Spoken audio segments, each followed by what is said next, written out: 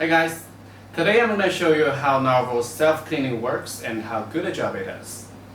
This guy just mopped our house. So as you can see, the mops are pretty dirty. I'm going to peel off one of them and clean just the other. So as you can see the difference. Recalling the robot. Okay, let the self-cleaning begin. Room cleaning has started.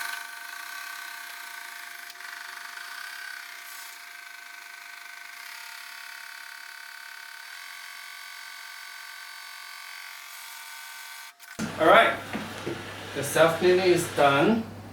Let's check the results. Alright, let's see. This is the one we just cleaned, and this is the one we left behind. The difference is distinctive. Good job. So how exactly does self-cleaning works? So inside the space station there are two tanks. The blue one for the clean water and the square one for the dirty water. That's what it does. And in here, let me move this a little bit.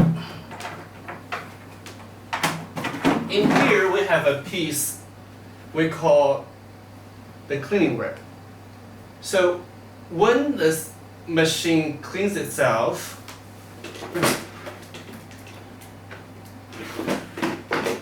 the mop rotates and rubs against the ribs like this.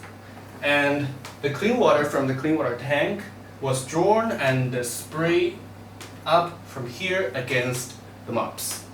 And the dirty water goes down into these little holes and drawn up into the dirty water tank. That's how it works. Thank you.